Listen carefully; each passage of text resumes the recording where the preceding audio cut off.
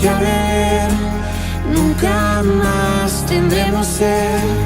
Jesucristo basta. Respondió Jesús y les dijo: destruid este templo y en 3 días lo levantaré. Juan 2:19.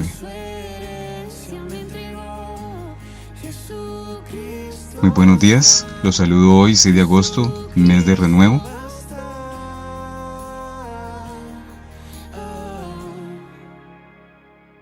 Les doy la bienvenida a nuestro tiempo de comunión de los domingos en la mañana. Iniciamos el tema general, la iglesia. Hoy nos corresponde el misterio de Cristo. Con brazos abiertos nos recibe hoy. Desde este mes de agosto vamos a tener una palabra general, un tema general, que es la iglesia. Y hoy, este domingo, vamos a iniciar con el tema el misterio de Cristo. La Biblia nos enseña que la iglesia es el misterio de Cristo. Vamos a orar. Padre, en el nombre de Jesús, gracias Señor, te damos por esta nueva oportunidad. Estamos delante de ti, Señor, necesitados y deseosos de ti. Envía tu luz y tu verdad, llenos por eso delante de ti, para tu gloria y honra. En el nombre de Jesús. Amén. Me da mucha alegría verlos esta mañana, particularmente me da mucha alegría tener con nosotros a la tía Lola. Muchas bendiciones, tía Lola. Estamos agradecidos con el Señor porque sabemos que ha confortado tu vida todo este tiempo tan difícil, esta nueva etapa difícil que estás recién andando. Gracias, Señor, por ser abundante de todo lo que es en tu vida. Tenemos certeza de eso. Para nuestro tema, el misterio de Cristo, les invito a que inicialmente nos ubiquemos en Colosenses capítulo 2. Colosenses capítulo 2 y miremos el verso número 2.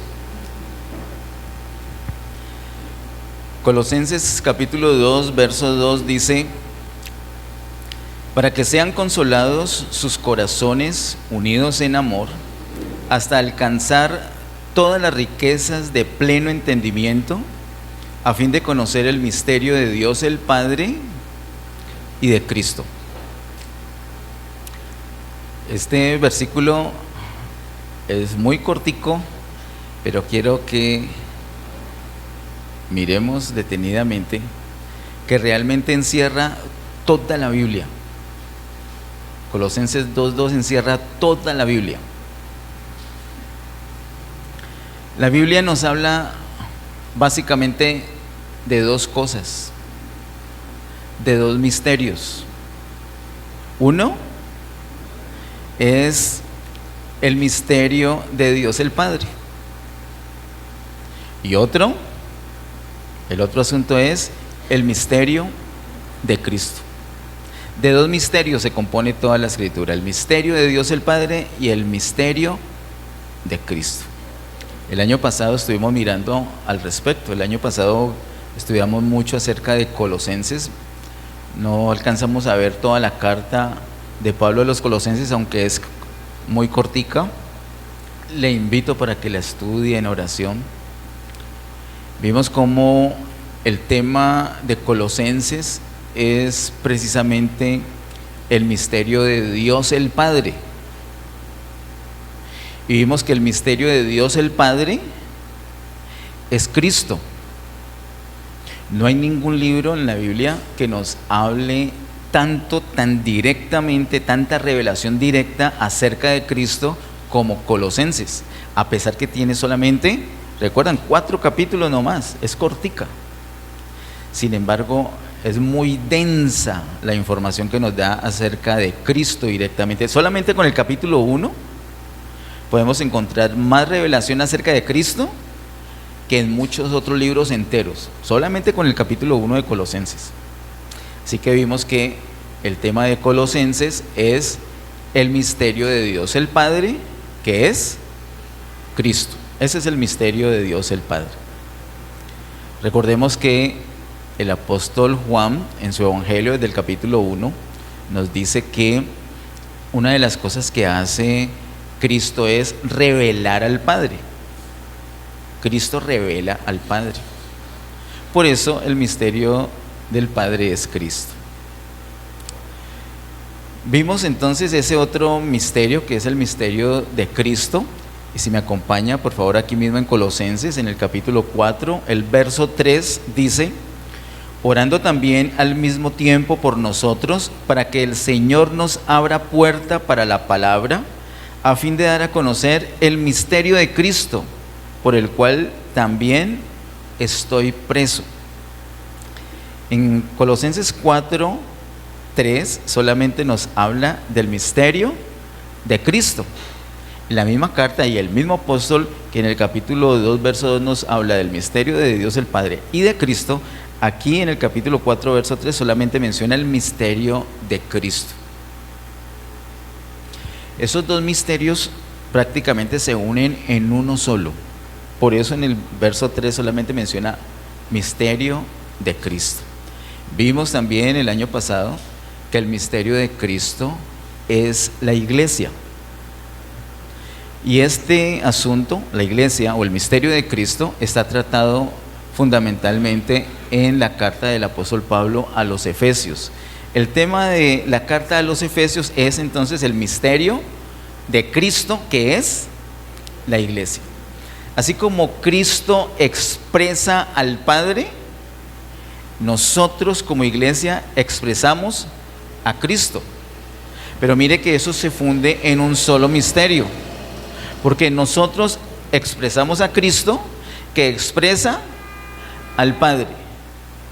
Podríamos decir entonces que nosotros como iglesia expresamos finalmente al Padre. Por eso se fusionan en un solo misterio.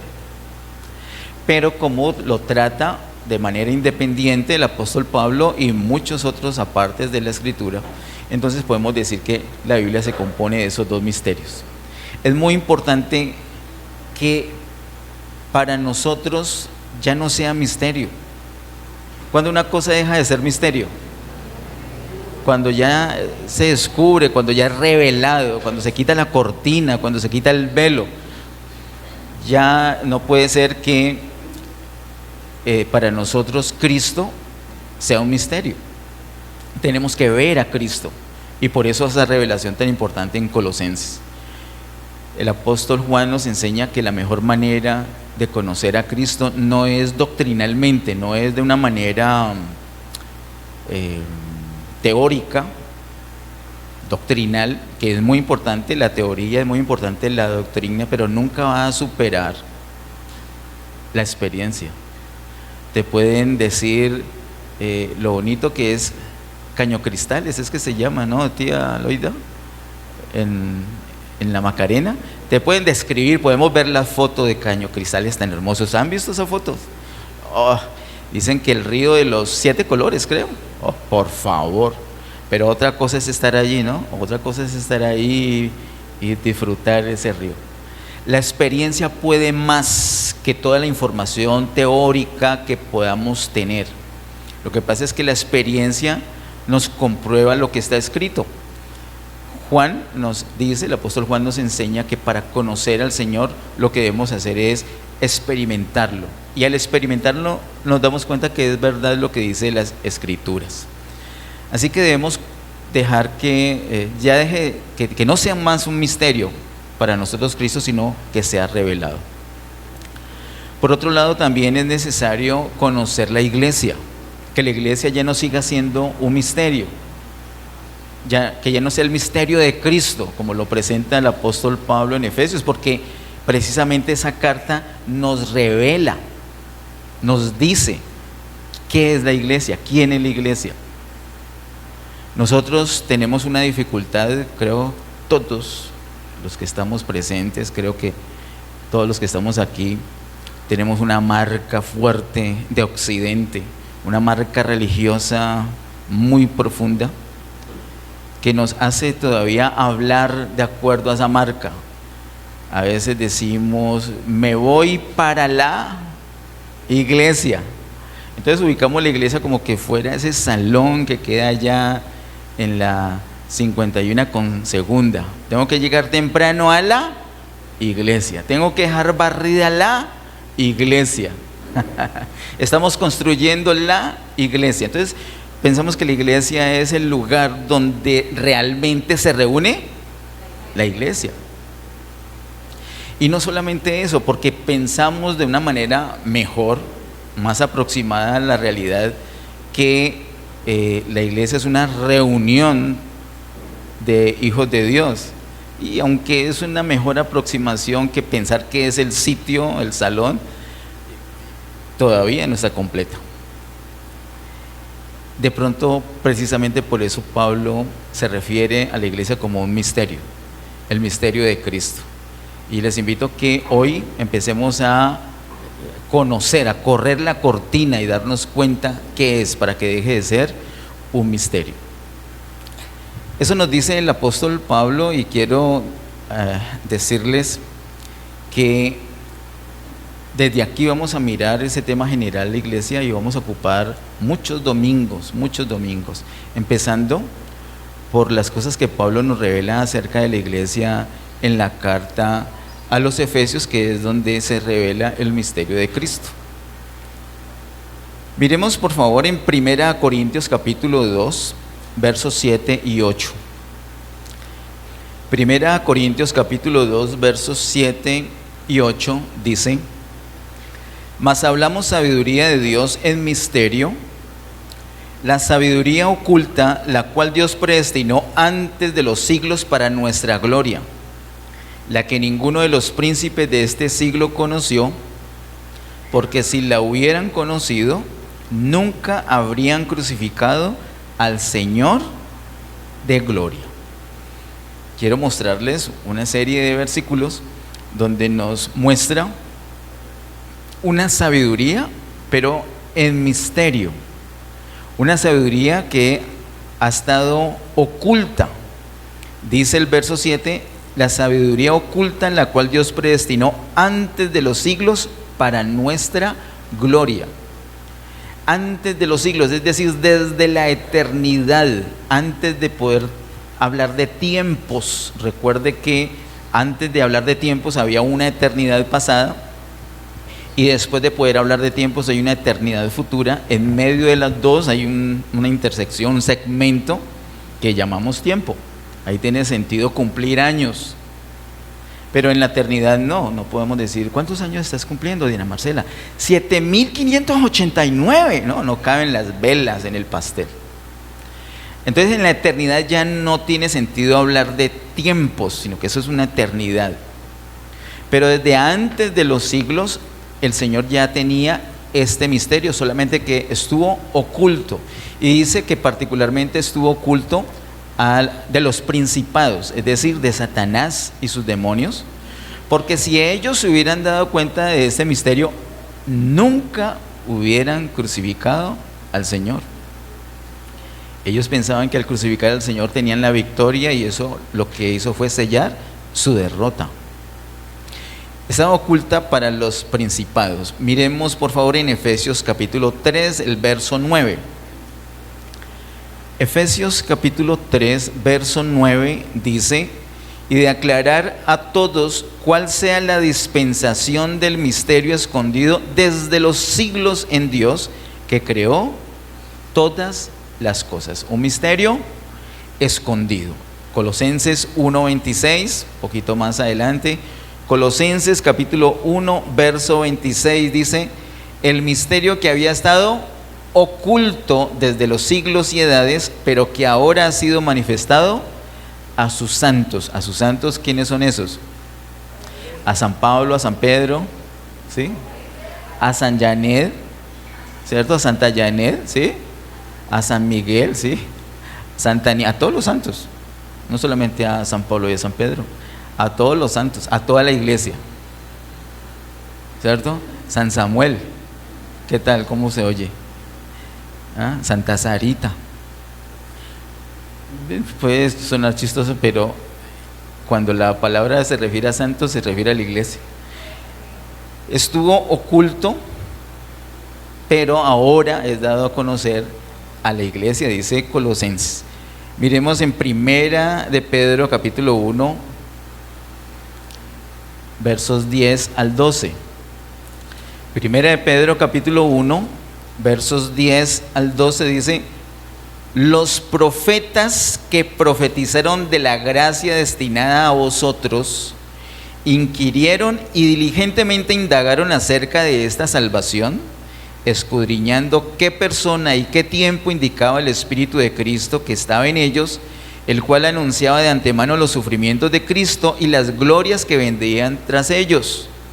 A estos se les reveló que no para sí mismos, sino para nosotros administraban las cosas que ahora os son anunciadas por los que os han predicado el Evangelio por el Espíritu Santo enviado del cielo, cosas en las cuales anhelan mirar los ángeles. Esto que nos dice el apóstol Pedro también es muy especial. Este misterio no solamente estuvo oculto para los demonios, para Satanás y los demonios, y para las personas en general, sino también oculto para los ángeles. Y por más que los profetas en antigüedad profetizaron de estas cosas, ellos eran conscientes que esa gloria no la iban a poder disfrutar ellos plenamente, sino nosotros en esta época. Por eso en Hebreos el apóstol dice que el Señor dispuso para nosotros, para la iglesia, algo mucho mejor que para los antiguos. Nosotros ahora tenemos delante de nosotros el cumplimiento de este misterio. Se corrió la cortina, ahora podemos ver claramente. Algunos de pronto estarán diciendo: podemos ver claramente, yo tengo la cortina corrida y como 10 cortinas encima, pero esa cortina caerá en el nombre de Jesús, porque como dice acá, es por la predicación del Evangelio, y lo que estamos haciendo hoy día es la predicación del Evangelio. Hay una manera normal de predicar el Evangelio y es correr la cortina, revelar el misterio. Eso es lo que estamos intentando hacer en esta mañana, o desde esta mañana, con este tema general, la iglesia.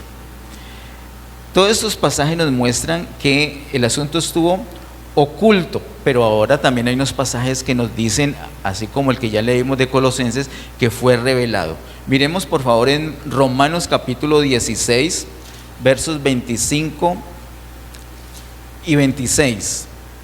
Romanos capítulo 16 es el último capítulo de esta preciosa carta a los romanos.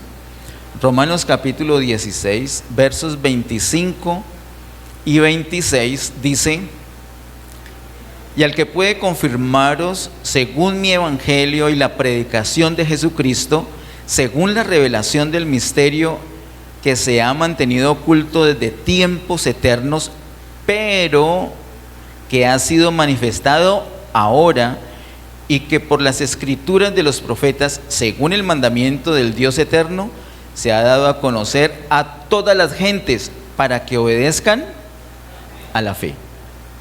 Aquí el apóstol Pablo, además de decirnos lo que ya he reiterado en el bloque de citas anteriores, que estuvo siempre oculto, también nos dice que ahora es manifestado ¿a quién? ¿A qué personas? A todas las gentes. Y es por medio de las escrituras, de hecho por medio de la predicación de las escrituras. ¿Revelado para quién? A todas las gentes. ¿Tú tienes algún vecino que todavía no conozca este misterio? Alguno dirá: pues yo no lo conozco, mi vecino menos. Es necesario conocer nosotros ese misterio, y no solamente nosotros, sino que nuestro vecino conozca ese misterio, porque la intención del Señor es revelarlo no a un grupo selecto, sino a ¿quiénes? A todas las gentes, a todas las personas. Eso es posible mediante la predicación del Evangelio, y hay una intención con esto. No es solamente, yo ya sé. No, hay una intención que termina diciendo el verso 26, dice: para que obedezcan a la fe. El Evangelio se predica, se corre el telón, se revela el misterio. No solamente es para información, sino para formación, para que podamos obedecer la palabra. El apóstol Pablo insiste en esto. En el capítulo 1 dice que el evangelio es revelado, es predicado para obediencia a la fe, y termina esa carta a los romanos diciendo igual, es para la obediencia. Nosotros recibimos la palabra no para adquirir conocimiento solamente, sino para ser formados, para ser impartidos de la vida de Dios, y esto es lo que nos permite obedecer la fe. Bien, miremos también por favor en 1 Corintios capítulo 2, ahí enseguida lo tenemos, versículos 9 y 10. 1 Corintios 2, versos 9 y 10 dice: antes bien, como está escrito, cosas que ojo no vio, ni oído oyó, ni han subido en corazón de hombre, son las que Dios ha preparado para los que le aman. Pero Dios nos las reveló a nosotros por el Espíritu, porque el Espíritu todo lo escudriña, aún lo profundo de Dios. Y estos dos versículos sí que nos enmarcan bien el asunto. Ahí tenemos que descartar muchísimas cosas. Nosotros no podemos pretender estar alerta para recibir la revelación de ese misterio con cosas que nuestros ojos naturales van a ver, o nuestros oídos naturales van a oír, o lo que con nuestra alma podamos llegar a imaginar. Así no vamos a recibir revelación. Es más, usted podría tener problemas auditivos y eso no le impide recibir la revelación. Usted podría tener problemas de visión y eso no le impide recibir la revelación de este misterio. Porque hay un órgano distinto a nuestro oído físico, distinto a nuestros ojos, distinto a nuestra alma. Hay un órgano que nosotros tenemos con el cual sí recibimos esa revelación. Y ese órgano se llama espíritu. Tú tienes un espíritu y el Señor con su espíritu revela directamente a tu espíritu la palabra de Dios. Particularmente revela el misterio de Cristo, que es la iglesia. Cuando el Espíritu Santo revela a nuestro espíritu qué es la iglesia, entonces nosotros ya no tenemos que apelar a ver, a oír, a imaginar, sino que ya tenemos el conocimiento, ya tenemos la revelación. Es muy importante, es con tu espíritu. Tienes que tener una búsqueda, una sed, un hambre del Señor para que tu espíritu se active. Si tú te sientas o te pones de pie o estás frente a la palabra o frente a un audio, frente a una predicación y no tienes la actitud de búsqueda del Señor, no vas a recibir sino de pronto ganas de dormir. Pero si tú estás con esa búsqueda del Señor, tu espíritu se va a activar y el Espíritu Santo te va a dar revelación. Revelación particularmente acerca de este misterio de Cristo. Dice el verso 10, pero Dios nos lo reveló a nosotros por el Espíritu. Es de espíritu a espíritu. De igual manera, cuando vamos a compartir este misterio ya revelado, primero lo tenemos que tener nosotros, saber qué es para poderlo compartir. Cuando lo vamos a compartir con otra persona, tampoco debemos apelar a los sentidos de esa persona, sino al espíritu de esa persona. Y la única manera que tú puedas tocar o impresionar el espíritu de esa persona es con tu espíritu, donde está el Espíritu Santo. Es la mezcla de nuestro espíritu con el Espíritu Santo el que puede, o esa mezcla es la que puede revelar al espíritu de otra persona ese misterio. Así que antes de hablar con otra persona, entonces debemos prepararnos, debemos orar, pedir al Señor que nos ayude, que toque la persona, que la prepare, que active su espíritu. Hay un ambiente así. Por eso, como a muchos nos ha sucedido, ese es mi caso, nos hablan del Señor y siempre pensamos que es una cosa religiosa, que nos fastidia de hecho. Pero cuando llega un momento de necesidad, no a todos, pero a muchos, y a mí me pasó así, cuando ya uno está literalmente como muriendo por alguna situación, entonces no hay manera, o el espíritu se activa o uno se muere. Entonces, realmente esas situaciones críticas facilitan la comprensión, facilitan recibir una revelación. Porque uno ya, ¿qué va a apelar en esos momentos? A la carne, a lo físico, no apela a nada. Uno dice, o me salva Dios o me muero. Y esa búsqueda con esa prioridad activa nuestro espíritu y estamos listos para recibir la revelación que Él nos quiere dar. Miremos por favor en Efesios capítulo 3, versos 3 al 5. Estamos viendo cómo es revelado. Efesios capítulo 3, versos 3 al 5. Dice así: que por revelación me fue declarado el misterio, como antes lo he escrito brevemente. Voy a hacer una pausita ahí. Es impresionante esto, no estamos hablando de cualquier cosa. La revelación de ese misterio que estuvo oculto desde la eternidad, Dios se la da a un hombre llamado Pablo. Es impresionante. Si nosotros a veces de vez en cuando vemos algo nuevo que no habíamos visto antes y nos da esa alegría, esa dicha, imagínese el apóstol Pablo que recibió la revelación de todo este gran misterio que había estado oculto.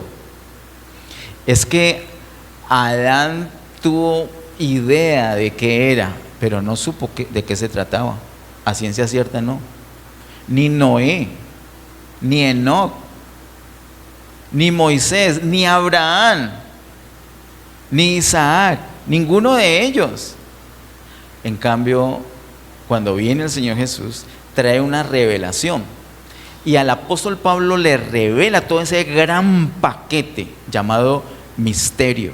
Ese misterio se lo revela a Pablo. Y él está hablando de esto. En el verso 3 dice que por revelación me fue declarado el misterio, como antes lo he escrito brevemente. Leyendo lo cual, podéis entender cuál sea mi conocimiento en el misterio de Cristo. Misterio que en otras generaciones no se dio a conocer a los hijos de los hombres, como ahora es revelado a sus santos apóstoles y profetas por el Espíritu. Lo sabemos que es por el Espíritu. Y quiero que tengamos bien resaltado estas dos palabras mencionadas en el verso 5, apóstoles y profetas. Como ahora es revelado a sus santos apóstoles y profetas por el Espíritu. El Espíritu trae esta revelación a Pablo. Pablo luego habla con los otros discípulos. Los otros discípulos se encargan de escribir, de hecho, el Nuevo Testamento y de pregonar, de esparcir este misterio, declarar este misterio por todas partes hasta el día de hoy. Hoy estamos aprendiendo precisamente de ellos. ¿A quién fue revelado? ¿A sus santos qué? Apóstoles y profetas. Usted sabe que básicamente, no la definición pues estricta, pero básicamente ¿qué es un apóstol? Un apóstol es un enviado de Dios. Básicamente, un enviado de Dios. Eso es un apóstol. ¿Y qué es un profeta? Básicamente, ¿qué es?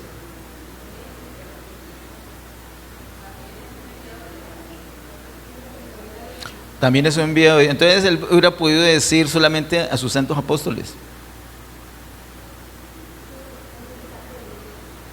¿O tiene alguna diferencia apóstol y profeta? ¿Cuál? Alguien que tiene un mensaje de parte de Dios, básico. O sea, no la definición estricta, pues.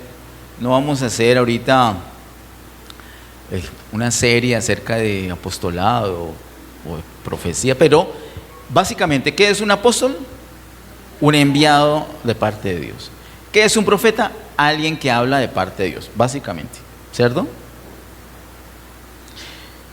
¿Alguno de acá, alguno de los que está aquí ha ido de pronto a algún lugar, a alguna casa, a visitar a un amigo, un familiar, para llevarle una bendición de parte de Dios? Una bendición de parte de Dios puede ser una remesa, puede ser una palabra de aliento, puede ser que fue a predicarle, puede ser que fue a llevarle consuelo. ¿Alguno ha tenido esa experiencia? Varios. En ese sentido, ustedes son enviados de parte de Dios. O sea que cumplen como el concepto básico de apóstol. En ese sentido, usted fue un apóstol para esa persona porque fue enviado de parte de Dios para algo específico que Dios quería entregarle. ¿Y alguno de ustedes alguna vez a otra persona le ha hablado la palabra de Dios? Claro, mucho, ¿cierto? En ese sentido, usted habló de parte de Dios. O sea que cumple lo básico en el concepto de profeta. Las personas a las cuales Dios les reveló por su espíritu este misterio, el misterio de Cristo, que es la iglesia, fueron a sus santos apóstoles y profetas. El Señor tenía una intención: yo voy a revelarle. Mire que no se los reveló a sus santos jugadores de fútbol. No tengo nada contra el fútbol, todo lo contrario, me encanta. Pero es que entre los jugadores de fútbol hay apóstoles y profetas, ¿o no? Entre los que trabajan construcción hay apóstoles y profetas, ¿o no? Entre los contadores, entre los administradores, entre las amas de casa, entre los estudiantes, o sea, todos los que estamos aquí clasificamos en el concepto básico de ser un apóstol y un profeta. O sea que clasificamos para recibir por el Espíritu Santo la revelación de este misterio. Porque la intención no es solamente que acumulemos la información, sino que seamos enviados para hablar de parte de Dios este misterio a otras personas. Dígale a la persona que está ahí cerquita: tienes pura cara de apóstol.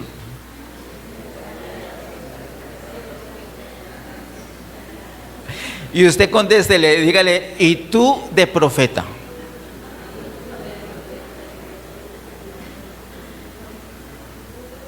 Y no quiere decir que hoy los voy a graduar de apóstoles y profetas, pero quiero decirles, básicamente lo son. Y tenemos ese privilegio tan enorme, no solamente de recibir la revelación, de que la cortina sea quitada, sino de compartir lo que aprendemos, lo que recibimos a otras personas. Esa es la intención que hemos visto en los versículos que he leído. Miremos por favor ahorita el verso 10. El verso 10 dice: para que la multiforme sabiduría de Dios sea ahora dada a conocer por medio de la iglesia a los principados y potestades en los lugares celestiales. ¿Quiénes son esos mencionados en ese verso 10? ¿Quiénes son esos principados y potestades en los lugares celestiales? Satanás y sus demonios. Así que la iglesia ahora no solamente está puesta para anunciar a las personas, sino también lo que dice el verso 10: para que la multiforme sabiduría de Dios sea ahora dada a conocer por medio de la iglesia a los principados y potestades en los lugares celestiales. Hace muchísimos años el pastor Ariel nos explicó lo importante que es Satanás en los planes de Dios. Uno siempre pensaría, y es correcto de cierta manera, por supuesto, pensar que no, antes Satanás es el que se le opone. Y sí, es el adversario. Pero el pastor Ariel nos enseñó en esa ocasión que Satanás era una especie de perro ovejero, y no sé cuántos recuerdan y estuvieron en esa enseñanza. Satanás es como una especie de perro ovejero. Entonces la iglesia es un rebaño de ovejitas, y cuando hay una ovejita que se está yendo por donde no es,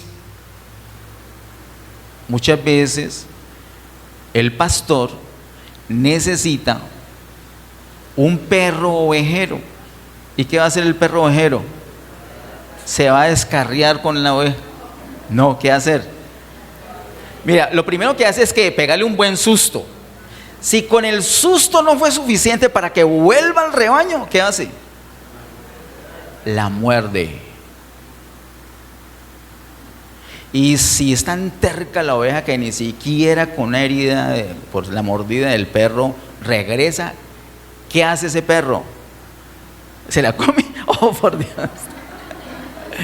Eso ya es mucha televisión, hermano. Creo que la sigue mordiendo hasta dejarla muy herida, de tal manera que ya no pueda seguir su camino. Y es muy doloroso.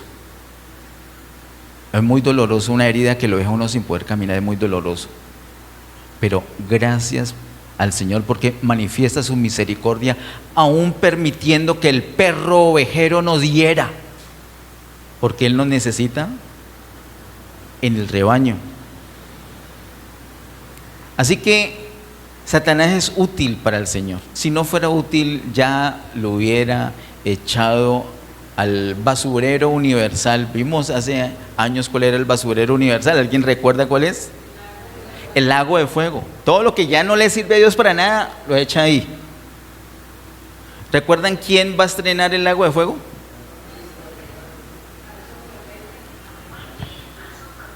Ay, ¿quién? Desde España nos están contestando la pregunta. Pues, ¿qué es esto? ¿A quién? Al anticristo y al falso profeta.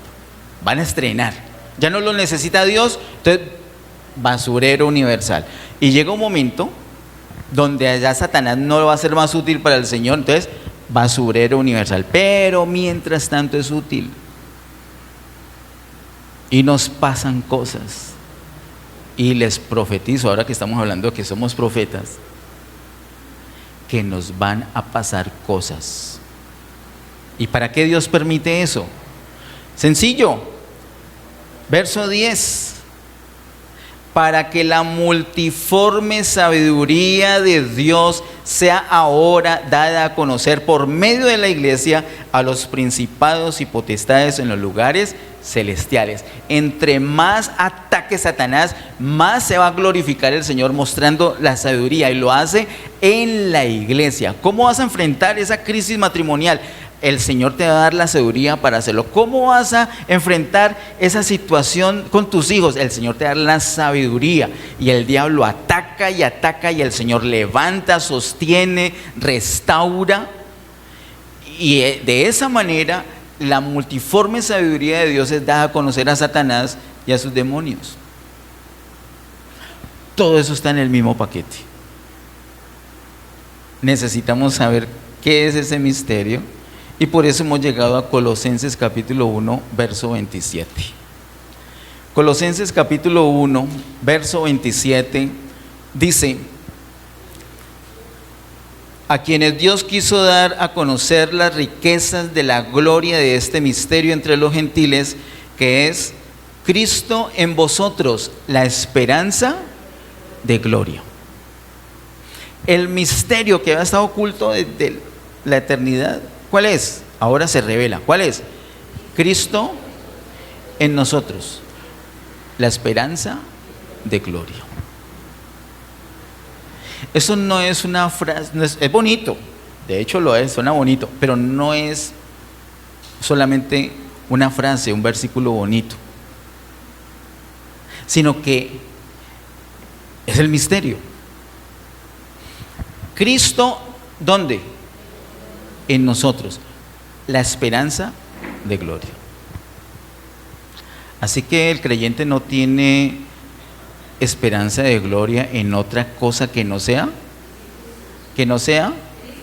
no, casi, que no sea Cristo en nosotros.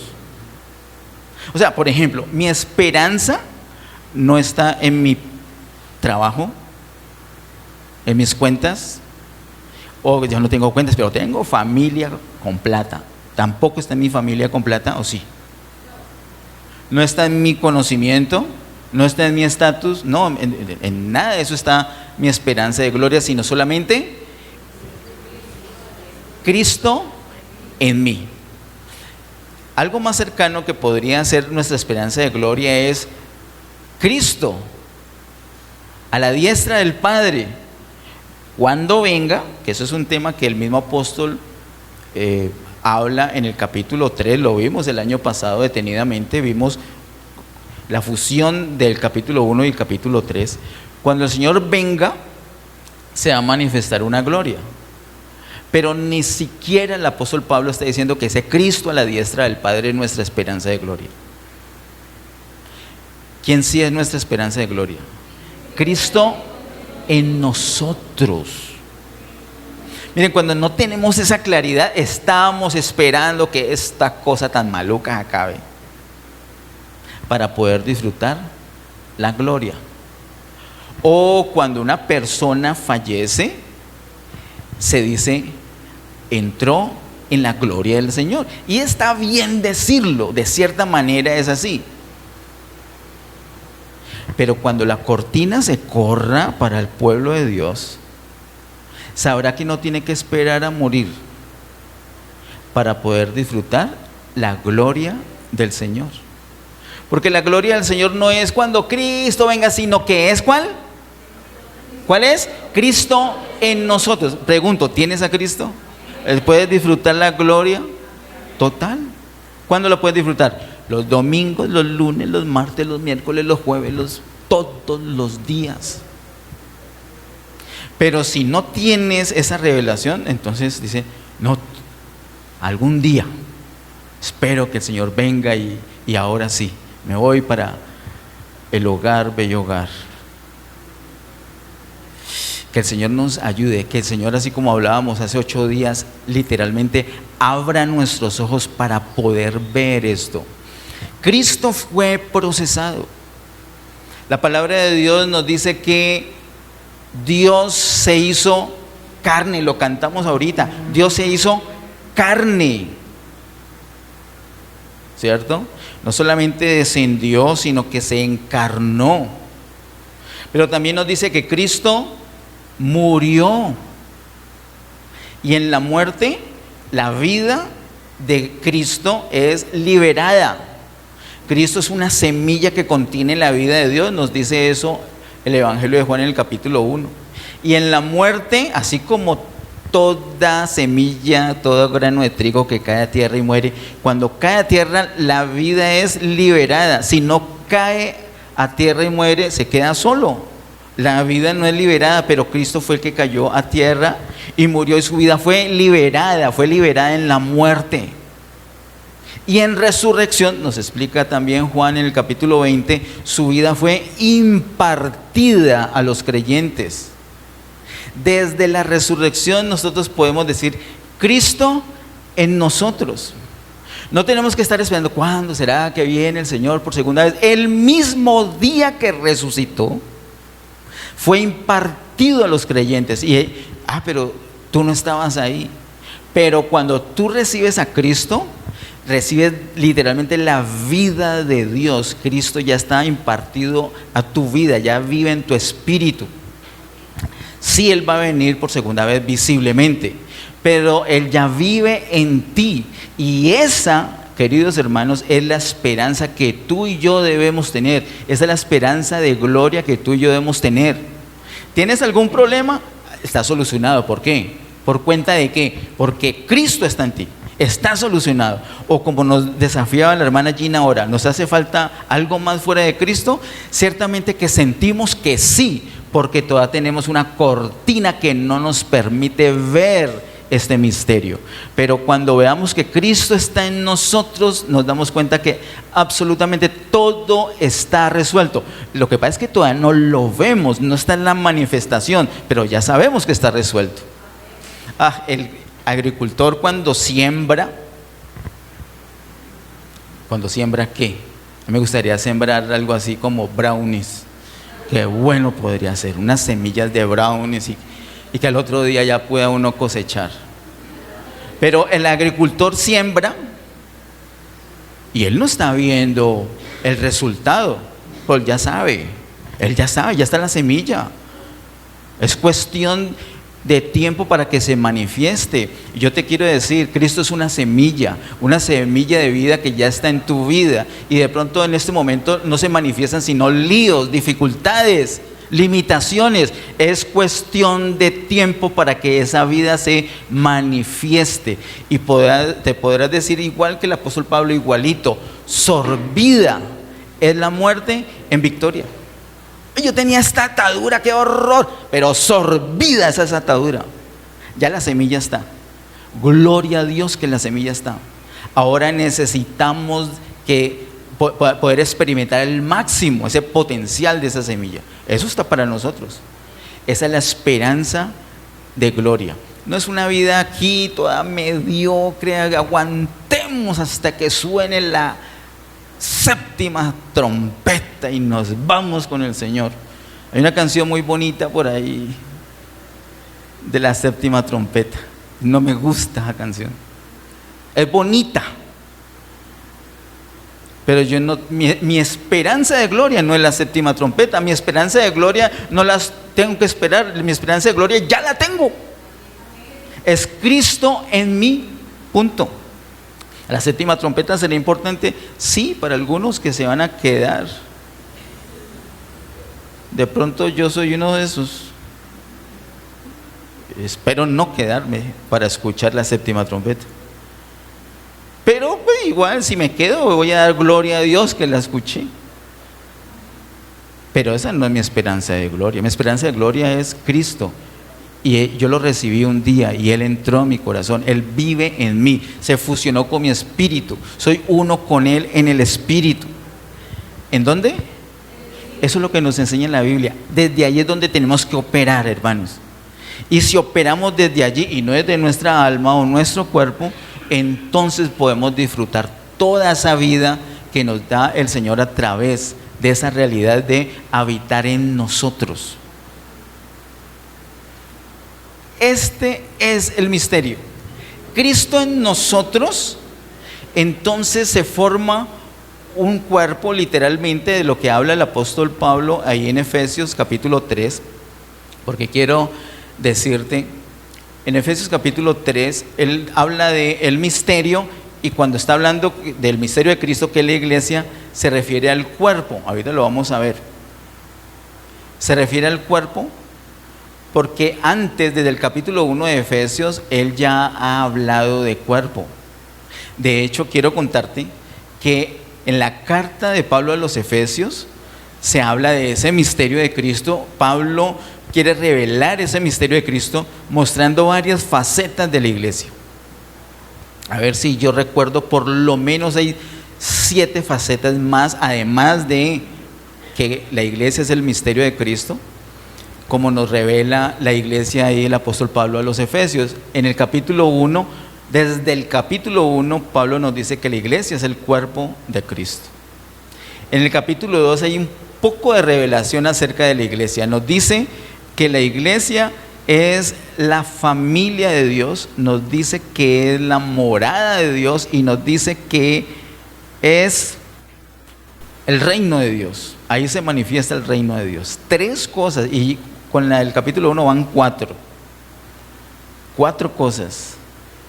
En el capítulo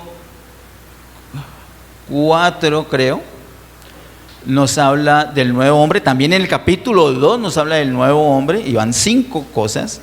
En el capítulo 5 nos dice que es la novia de Cristo, ¿recuerdan? Efesios.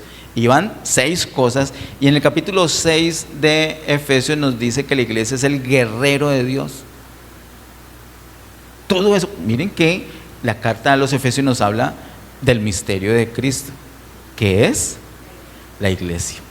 Todo esto el apóstol Pablo nos muestra todo el frente, de allá, el lado, arriba, abajo, todo, el interior, todo, para que desde distintos ángulos podamos ver y darnos cuenta que ya no tiene que ser un misterio, y todo eso está disponible para disfrutarlo. La iglesia es la novia del Señor, pero qué novio que tenemos. La iglesia es el guerrero de Dios, por favor. Es la casa, es la familia, es el cuerpo. Se manifiesta el reino. en la vivienda de Dios. No, en fin, todo eso es una realidad. Si operamos desde nuestro espíritu, podemos ver y disfrutar esa realidad. Entonces lo básico es que Cristo vive en mí, empieza a vivir en mí y empieza no solamente a darme vida, sino a transformarme y a darme unas experiencias exquisitas, literalmente experiencias de gloria. Yo veo, tía Loita, perdone que sea tan cansón, pero es que cómo no verte y ver la manifestación de gloria en tu vida. Mi hermano lo tiene ahí a la izquierda. Ada, testiga fiel directa de la gloria de Dios manifestada en ese hombre. Sarita, con todas las situaciones. Pastor Ariel y Armila, James, Albita. Yo siempre tengo que decir esto una y otra vez porque es que lo vivimos, lo luchamos. Edgar, lo vivimos, lo luchamos, lo creímos, lo declaramos y entonces lo disfrutamos. Así nos toca hacer con todas las cosas, absolutamente todas las cosas. ¿Y qué decir de este lugar físico? Se lo inventó Dios. O sea, nosotros con qué íbamos a hacer esto. ¿Por qué nos puso a Felipe y a Rubén ahí?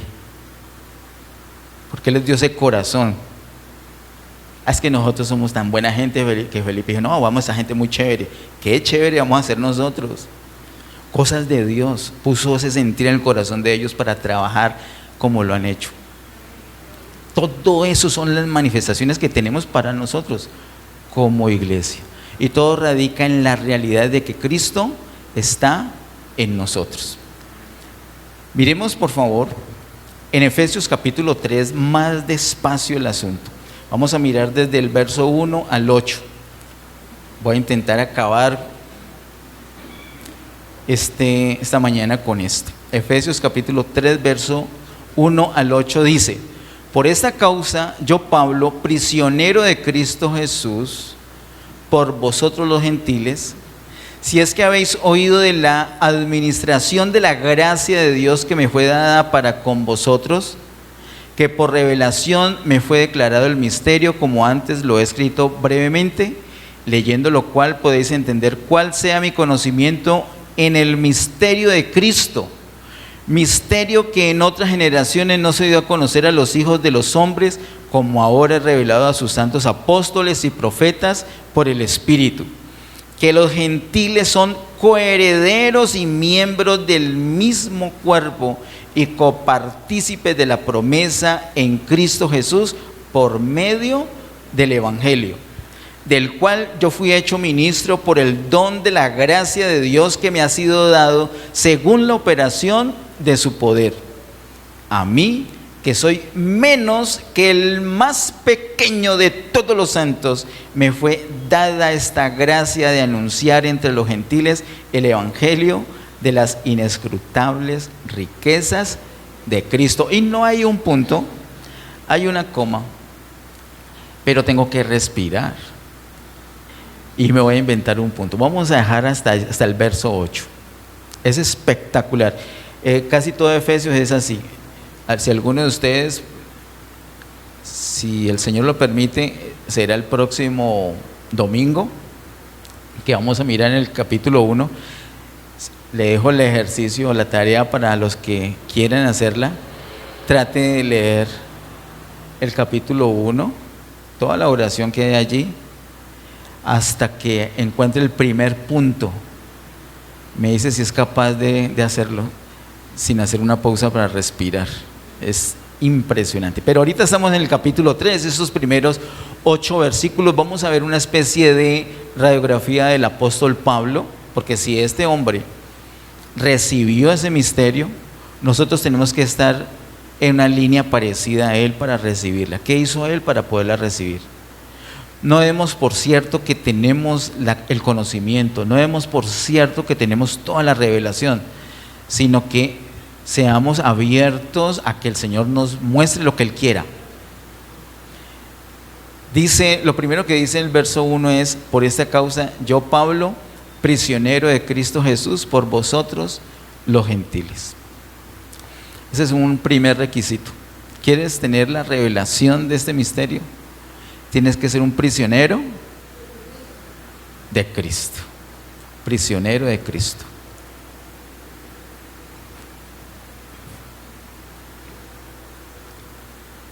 Yo no encuentro una mejor manera de explicar este término, sino imaginando una celda muy pequeña, una cárcel muy pequeña, una celda angosta, y yo he metido en esa celda.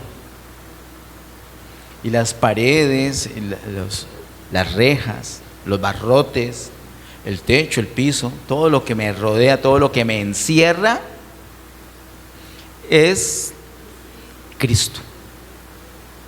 Entonces yo estaría preso en Cristo. Me voy a ir más de la cuenta hacia el lado izquierdo. No estoy metiéndole política a esto, ¿no? Solo es decir, me voy a ir hacia la izquierda, ¿cierto? Mucho, pero no puedo irme tanto porque ¿con qué me encuentro? Con Cristo, que me pone un límite. Uy, no, ¿qué tal a la izquierda? Vámonos a la derecha, es lo que nos encanta. Vámonos a la derecha. Y no me puedo ir muy allá porque me encuentro un tope que no me deja seguir, que es que Cristo me restringe. Mira, ya no puedo hacer lo que quiero. Yo tengo muchas ganas voy a pegar un salto de 3 metros. Me descalabro, porque ¿con qué me voy a topar? Con Cristo. Pero como en Colombia somos buenos para volarnos haciendo túneles, no, ahí me voy a encontrar con Cristo. Y si me voy para atrás, Cristo. Y adelante, Cristo. Recuerdan que creo que hace 15 días les dije, hace 8 creo que fue, que cuando tenemos una revelación de algo, cuando nuestros ojos ven la realidad, perdemos un estatus. Perdemos un estatus. Antes yo podía ir hasta donde quisiera, cuando quería, ir o no ir, hacia la voluntad de mi mente, de mis pensamientos. Tan bonita esa pelada, allá voy a ir. Ay, tan chévere es el sitio, allá voy a ir. Ay, tan chévere este pasatiempo, aquí le voy a invertir las horas que sea. Uy, tan chévere esa pinta, le voy a meter la plata que sea. Una libertad, o sea, no tenía topes, no tenía barrotes. Pablo no tenía esa libertad. Pablo estaba preso en Cristo. Él hablaba hasta que Cristo le permitía, o se quedaba en silencio hasta que Cristo le permitía. Él pensaba hasta lo que Cristo le permitía, sentía hasta lo que Cristo le permitía. Él no se podía entristecer desmedidamente. Tampoco se podía alegrar desmedidamente. Todo estaba restringido y lo restringía Cristo. Si podemos estar así, hemos dado el primer paso para tener la revelación. Versículo 2: si es que habéis oído de la administración de la gracia de Dios que me fue dada para con vosotros. ¿Qué fue lo que le fue dado a Pablo? Administración de la gracia de Dios. Es como que Pablo tuviera aquí un maletín grandotote con varios bolsillos. Bueno, a esta parejita aquí tengo para ustedes, esta dispensación de la gracia es para ustedes. O como yo, el cartero, ¿no? Llegó con la corpea. Aquí, abuelita y la nieta, eso es para ustedes. Hermana Lucy es para ustedes. Para Luis Fernando, allá atrás, Luis Fernando, este es para usted.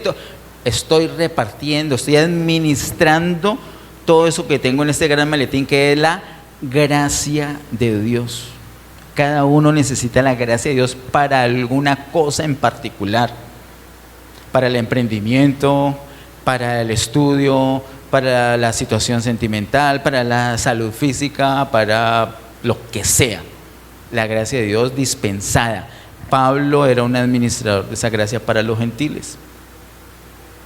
Si nosotros queremos servirle al Señor, administrando sus riquezas para compartirla con otras personas, hemos cumplido el segundo requisito.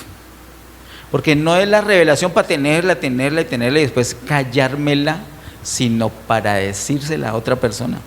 Se la puedo decir por el WhatsApp, se lo puedo decir por las redes sociales, se le puedo decir visitarlo, le puedo mandar una carta, como sea.